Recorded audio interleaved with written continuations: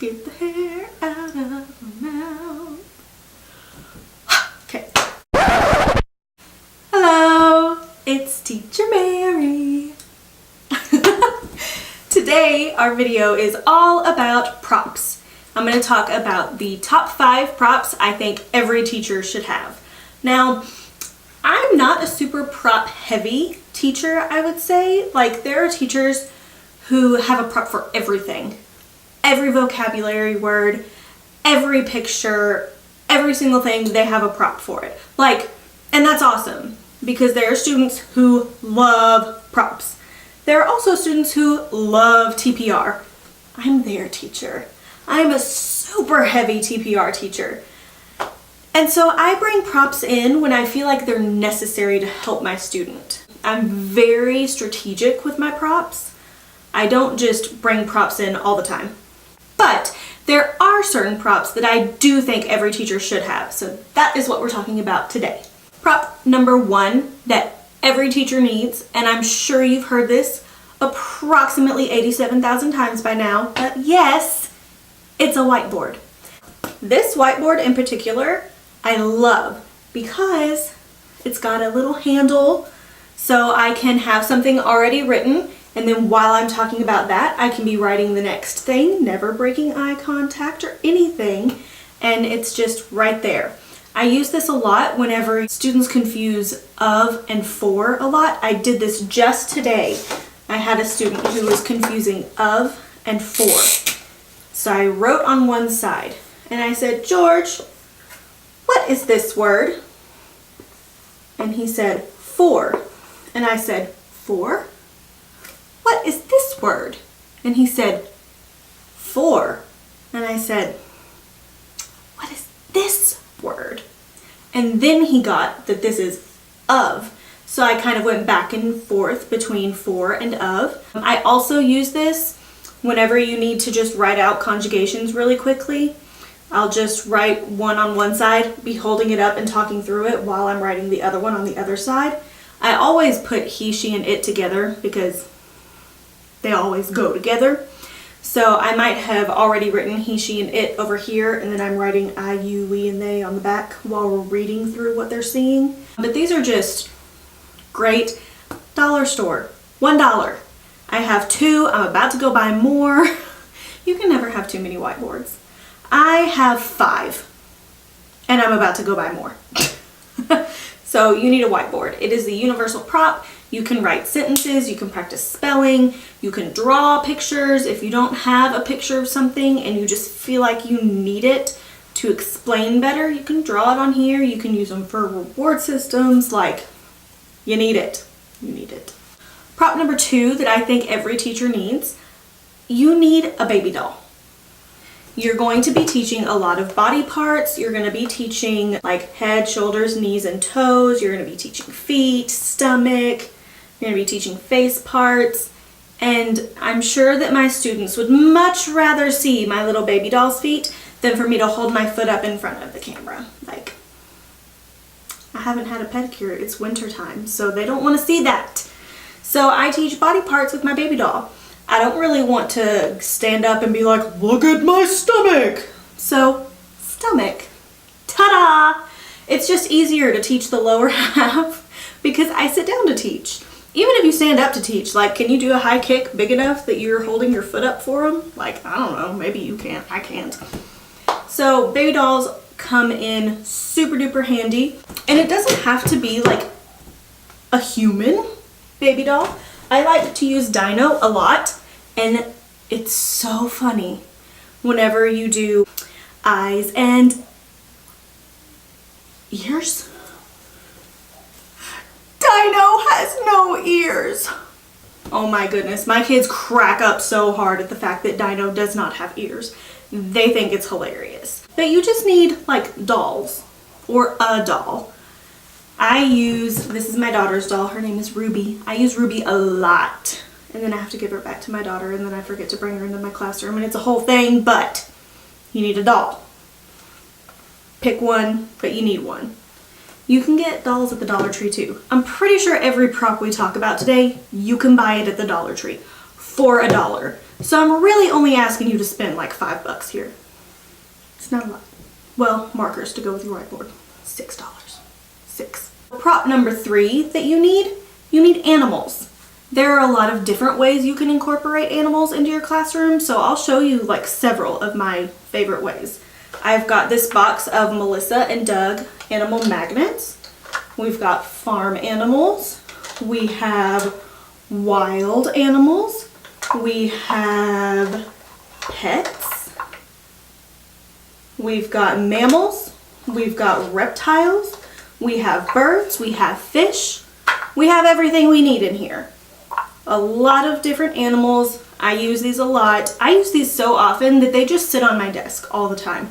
I never put them in something, like I never put them away, because like 90% of my classes, I'll bring out an animal for some reason or another. I just use these all the time. Another way to bring animals into your classroom that I like that's kind of unexpected is I use photo booth props. So if I'm teaching that a bird has a beak, beak, beak. If I'm teaching trunk for an elephant, then trunk. They're really funny, they're unexpected, and I feel like the student makes a good connection when a prop is unexpected. It's just more memorable. So I like to use my little photo booth props whenever I'm teaching animals, if I can find a way to put them in there. Of course, you can always use stuffed animals. I've got several. I've got giraffe is one of my favorites, just because a giraffe is my favorite animal, it's my mom's favorite animal, it's my daughter's favorite animal. So we have giraffes in our house. I've got a fox from Zootopia. I just raid my kids' stuffed animals and just find ones that I think are different. Like, I don't need a dog. I had a dog for a long time before I had Dino. That was like the animal that I used. But I mean, they know dog. They just do. So I try to find stuffed animals that are not like your typical animals. I have students who bring animals to class. They're gonna bring a dog. They're gonna bring a cat. Like, that's what they're gonna have. So I try to have something different. So I've got like a lion, a lemur, a giraffe, a fox, an owl. Like, those are the animals that I have. And I just have them in a box right next to me. I just bend down, pick it up, there it is. That's how long it takes. Another way I like to bring animals into the classroom is with books. I've got this big book of big animals, and I always use it whenever we're talking about whale, because it's got this awesome whale in it that's like enormous. I mean, it's huge. I use this to teach huge, actually, but I use this book a lot. It's got a lot of different animals in it. So like right here, we've got ostrich, we've got jaguar, we've got elephant, giraffe. There's just a lot of animals in here. You can always find a good book with a bunch of animals and then use that as your animals prop.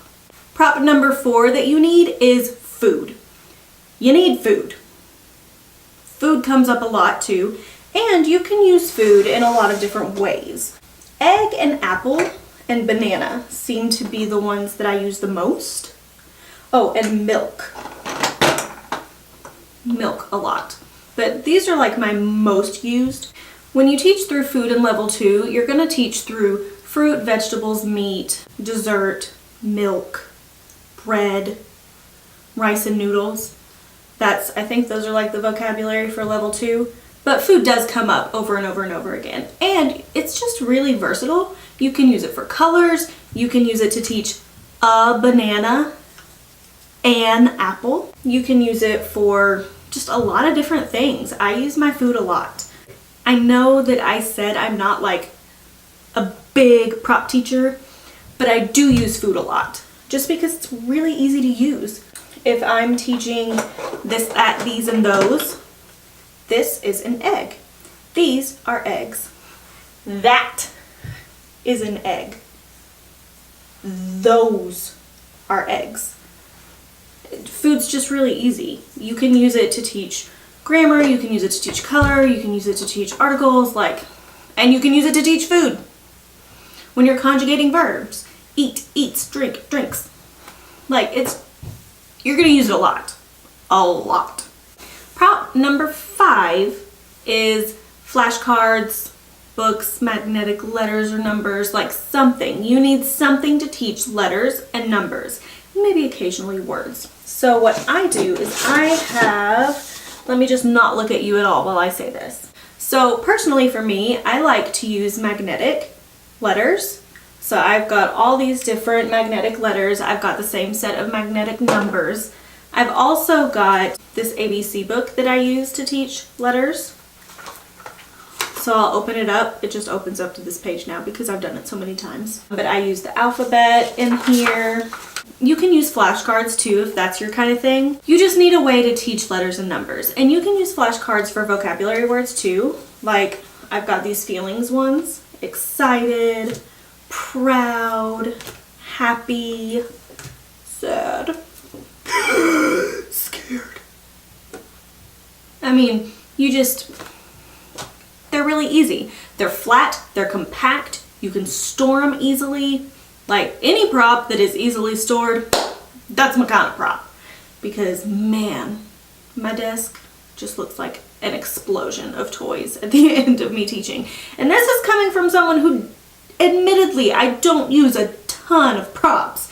And still, like if this camera was this much further down, whoa, it's scary down here. So I hope this was helpful for you. If you are just starting out as a teacher and you're just like, I just can't spend that much money on props, I haven't made that much money yet, like, it's okay. Get yourself a whiteboard, get yourself a doll, some animals, some food, and a way to teach the alphabet and numbers, and you're good. That is enough. I can teach pretty much any class and have enough props with what I've talked about in this video. Not exaggerating. Because think about it, your whiteboard can be just about anything if you have the skills to draw it, which it's debatable whether I do or not, but that's for my students to decide or laugh at. But anyway, just don't beat yourself up if you don't have a ton of props right from the get-go. I would focus on these areas. This is what I would focus on. Hope this was helpful. Please feel free to share it with any of your teacher friends or referrals that you think might find it useful. Like this video, subscribe, all the things. I will see you next time. Goodbye.